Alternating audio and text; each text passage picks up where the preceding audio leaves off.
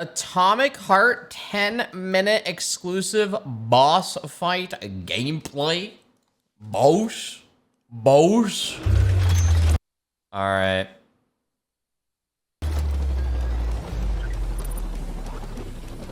What do we have here?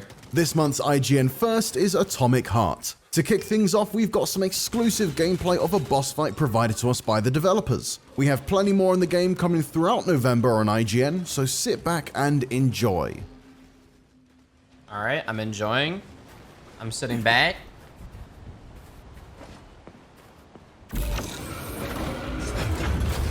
Okay. Look at that, it's that thing again. Be careful. The Hog 7 units are quite dangerous. Oh, come on, it's freaking adorable. Oh yeah, wait, the voice acting sounds different.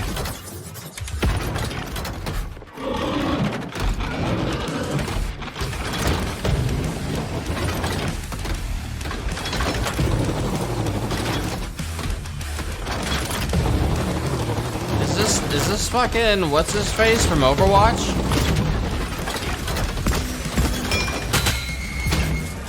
Hammond? Back to you.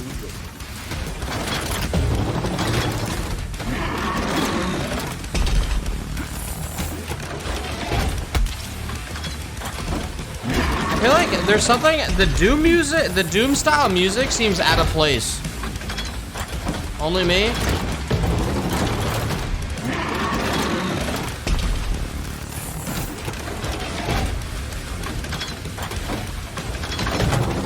This boss is cool, but he seems fucking annoying.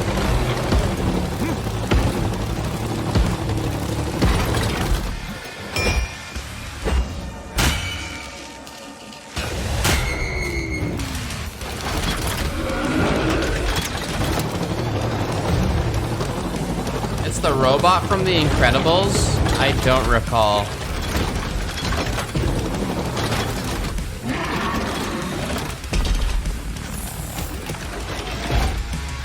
This boss is stalling.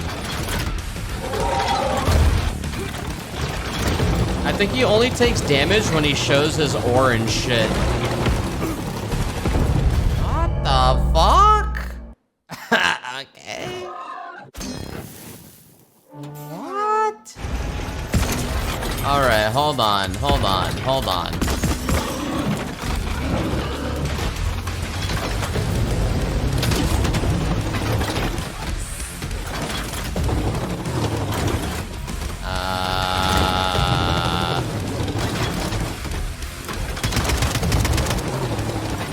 Yeah, this just seems fucking annoying.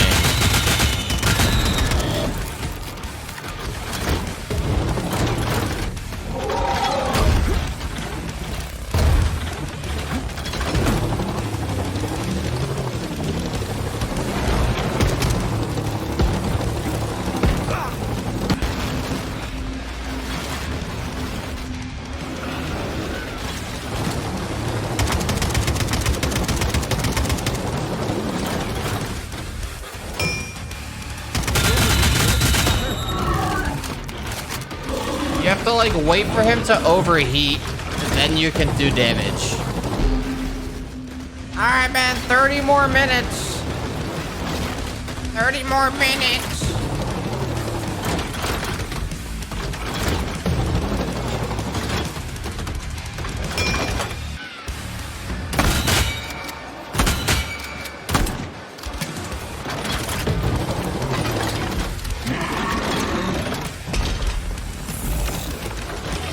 Unless this guy's just doing it wrong.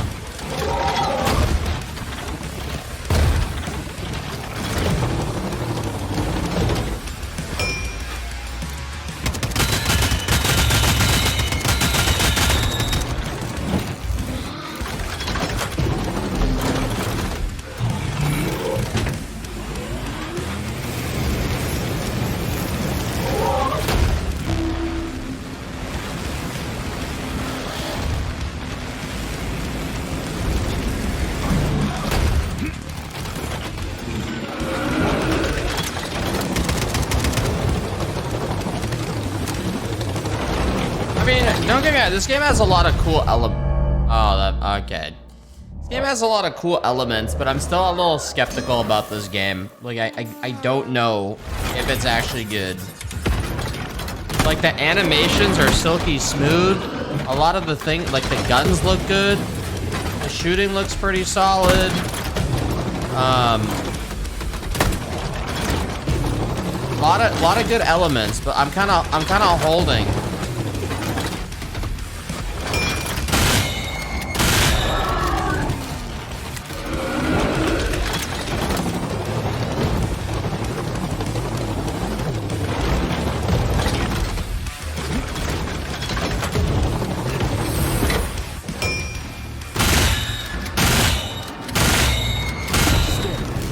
I know, it is a little bit shaky.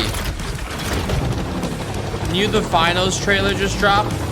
Looks like the Falling Star Beast in Elden Ring. Oh my god, fuck that boss.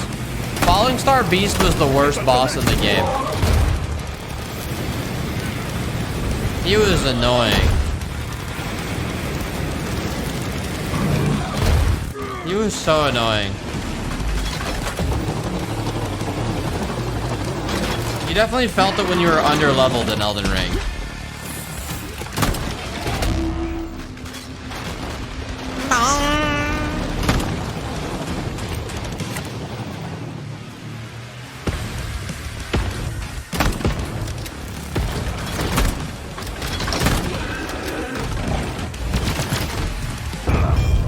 Oh no. No map! No map! Oh, he whipped out a weird rocket launcher now. Yeah, like, the guns look great. The sounds are good, too. Like, the game has really good elements. Oh, the rocket launcher actually does damage there.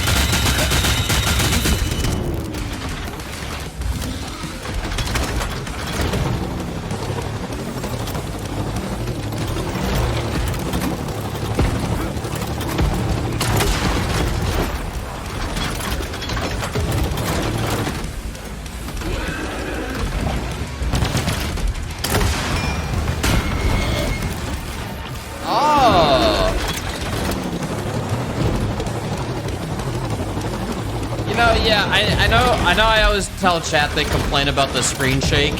This game feels like it has a fuck ton of screen shake though. I'm getting a little nauseous myself.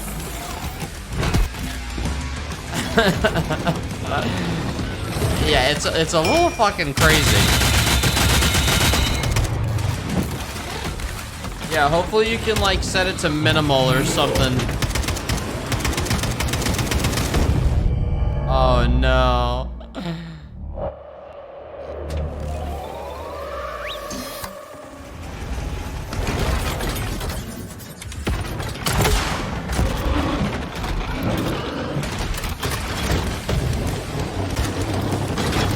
Alright, clearly the AK is only good at damaging him when he exposes his orange shit.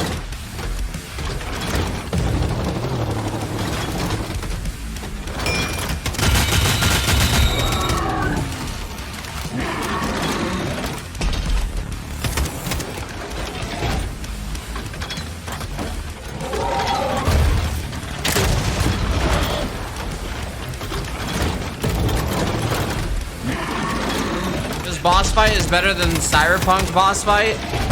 Yeah, Cyberpunk had no good boss fights.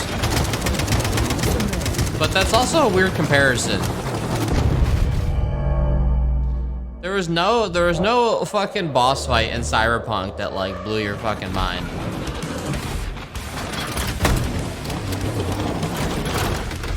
Dude, I know, Adam Smasher was so fucking cool. And like such a potato. He wasn't very fleshed out. I thought he was gonna be a bigger impact character. I loved his design.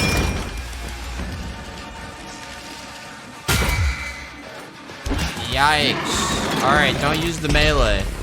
He was so sick.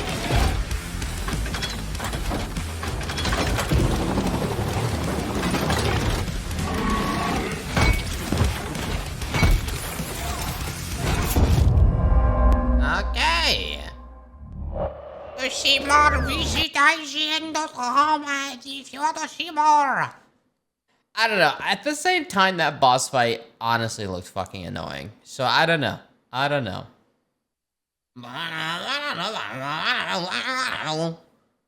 Good evening, Dark and Darker Dungeon Delvers. This week, I had a Q&A session with 3 members from the development team, and we covered a wide range of topics, such as the upcoming classes slated for development, the inclusion of VoIP, the new map, increased players per lobby, as well as a host of other features. I also deep dived into the archives from last playtest, Reddit, and Discord. They're adding a Strap warlock? in. We've got all the info piled into one video. We'll be starting with the upcoming dank forested cave map, where we will see an increase in player count per lobby up to 33. Ooh, a forest. This map, known as 33. B1, will have easier monsters than playtesters are accustomed to, enabling us to gear up better and earlier to help level the playing field. Throughout the map, a ton of singular blue extract portals will appear, allowing you the option to leave back to town. In town, you can turn in quests, bank, buy and sell at the merchants, including the recently introduced Goblin Merchant, who will only appear at certain times in the week, offering rare loot. Adventurers will also be able to use the auction house to purchase and put up sell orders for equipment and this items. is okay. They added Afterward, this you can already. requeue for the next match, pitting yourselves against a new lobby of 33 players on B1. For those players wishing to risk it all and go deeper, singular red delve portals will What the fuck frequently is appear this? throughout B1, allowing players to head to the This isn't B2 new. undead dungeon we're all used to and love, that has harder monsters and loot, along with a host of deadly traps and secret passages. Right? It's B2 4 weeks holds old. up to 16 Oh. players max for now, and a total of 8 blue extract and 9 red delve portals will appear throughout the map. This can technically allow every player on the map to either extract or go deeper to B3. There are actually more portals than players. At the end of the map, for groups wishing to stay together, 3 paired portals to extract or delve will always appear. I noticed offering those. a chance for large-scale PvP battles and ambushes, as groups not wishing to separate earlier are forced to collide. This will come up later when we talk about the solo queue. Oh. B3, sometimes called Inferno or Hell, offers the most lucrative rewards and the highest risk, with modular play spaces, deadlier traps including lava floors, and multiple rooms brimming with monsters and strategic verticality. B3 chests and monsters frequently drop epic purples and legendary orange grade gear. Lockpicks have also been confirmed by the devs to be buyable at the This guy's merchants game in is so town in the fucking future, laggy. so rogues won't be required in each party. The main boss of this map cluster, B1 through B3, is the Lich, a challenging boss surrounded by minions that require a nice group composition, good gear, and teamwork to overcome. Yeah. This boss has some wipe mechanics requiring players to stack together in order to disperse damage to the whole party. There's also a vicious targeted purple floating orb that will one-shot a player if it connects with them. This orb can be dragged onto a monster So no way deal to massive solo. damage to them, and throughout the fight, the Lich will frequently cast purple lightning arrows and resurrect his undead minions. Oh my god, he killed that guy. Deep within the heart of B3 is the Obsidian Black Vault. To get inside requires passing through the Skull Door. The Skull Door cannot be lockpicked and requires a special Skull Key that has a very rare chance to spawn within B3. The Skull Key is a legendary item and spawns in opposite corners of the map from the vault, meaning players will likely don't know if I not ever be saw able to this. use it until the next time they make it all the way down to B3. Within the Obsidian Vault is an entire host of some of the best chests in the game, and It's also hidden. extremely high quality loose loot, which will spawn on tables and around the vault, including epic grade weaponry. Oh. B3 only has 4 separate solo. That guy blue needed a extract speed portals. boost to get there. So and of the take 9 his armor players off. who can risk it all and enter, only a few can leave. Equip unique gear, search for secrets, fight monsters and a legendary boss, all while outwitting and outplaying the other treasure hunters. Welcome This to video Dark is and so Darkers. weird. It seems like he's like advertising the game and talking about the game. Like, what the fuck is this video? What is this guy? What is this right now? First map. Next What? up, we have the hotly debated topic of a solo queue. The reason we likely won't see a solo queue in the immediate future is that the devs have purposely created an odd number of player slots to give solos and duos a fighting chance within the game world. Because the singular extract and delve portals always spawn first, and often long before the trio of portals will spawn, groups of 3 will have to consistently risk separating, or all of the 3-player parties may end up killing each other off, waiting at the end of each map as the circle closes in, consuming them all. Staying on a map when the timer hits 0 is instant death. This also gives smaller parties who can move quietly a high chance of trapping, using invisibility potions early, third party, or superior tactics to ambush and eradicate the 3-player parties. This graph shows that the solo and duo makeup of players often made up about half of each lobby in the first playtest, and that in general the classes were all equally chosen. Oh, wow. The vast majority of players did die each map, and for newer players, it usually took them an average of 10 tries before they made their first extract. Oh, this was due to shit. the large learning curve and challenging enemies, combined with the lack of healing items when spawning into B2. This will largely be resolved when we all start spawning into B1 in the future and can extract from B1 to buy, sell on the auction house, turn in quests, and etc. Yeah, that was all my As far as private deaths. lobbies go, we can actually have really high hopes because the devs mentioned that private arenas and training grounds may be in the works. Additionally, That's we have kinda kill cool. cams already in place for spectating, so we could see some fun tournaments and competitive play in the future. They also mentioned that there will be the possibility of high roller lobbies where players will have to bring in certain items or gear in order to queue for it. That's cool, too. Also, the Veteran Adventurer, or VA leaderboard, is already a scoring system that generates points based on monster and player kills, treasure collected, and a number of other factors each run. Oh, yeah, I've Failing barely to looked at take the a blue leaderboard. Extract portal zeroed all of your VA points for that run, and you lost some of your previously banked VA score.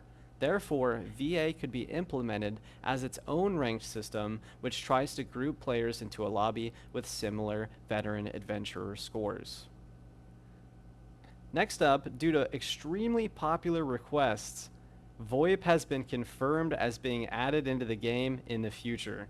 Prepare your ears So you for can roleplay, VoIP screeching, treachery, and coordinated You can VoIP and randoms have to an group up invisibility and raid potion your on? party or the Lich together. VoIP and lobby chat are on the way. Really? Dude, that guy just got ganked while battling a mimic. These developers have a long history of playing games like Ultima Online, World of Warcraft, EverQuest, Dungeons & Dragons, Escape from Tarkov, and Hunt Showdown. They are all gamers, and a lot of them were poached from top-tier and AAA game development studios.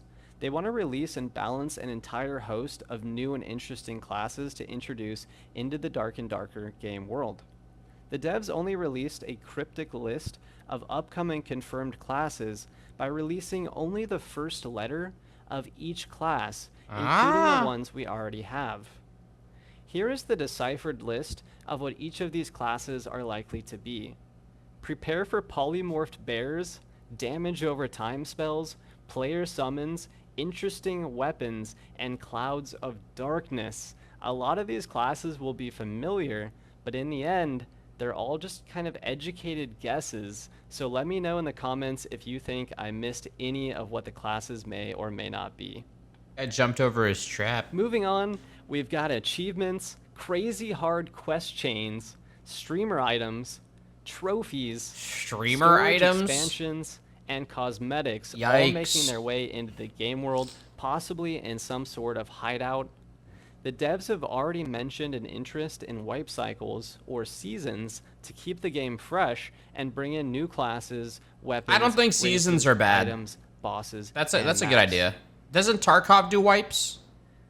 Here we have a theoretical breakdown of what new maps could look like based on some of the most upvoted ideas over these last playtests.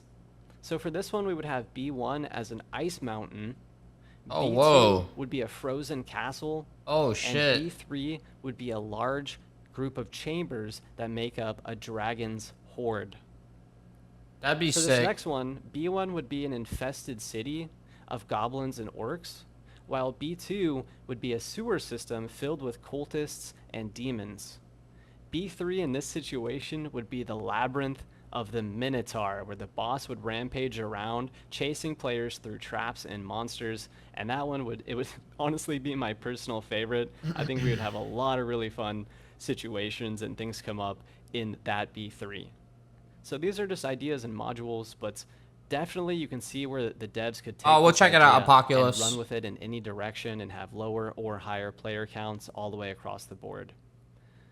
Now, the next topic that we see often debated is the idea of buy-to-play or free-to-play and the future of the game over the next year and a half. So many amazing You should just make it a ideas are being brought $20 into the game, by the call it a day. passionate devs at Iron Mace, and you can really feel the love that they've been pouring into it. This is not an early 20 or access 30 title bucks. looking to bank and bounce. They already have their funding fully secured all the way through to launch.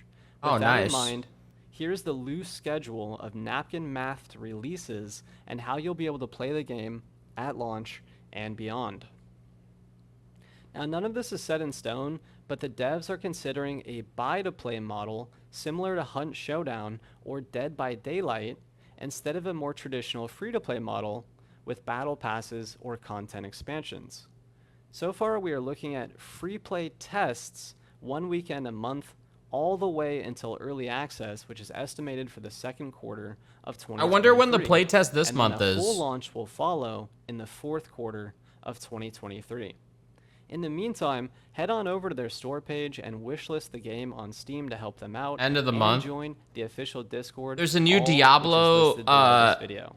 Thank you for tuning in, and I There's hope new that this Diablo has been footage? educational, entertaining, and informational. It took a ton of work to put this together, and I couldn't have done it alone. Yeah, I mean, that's a lot of cool things that they're gonna add. I mean, bigger lobbies, VoIP, new classes, new maps, private lobbies. I mean, that's cool. I mean, all that sounds pretty damn sick. I'm totally down, you know? I mean, the game comes out Q2 2023, so still a bit of time, but that's nice. It's gonna be good shit to look forward to. Dark and Darker is gonna be the new Star Citizen. Oh wait, no, early access is Q2 2023. What? What the fuck did he just say, bro?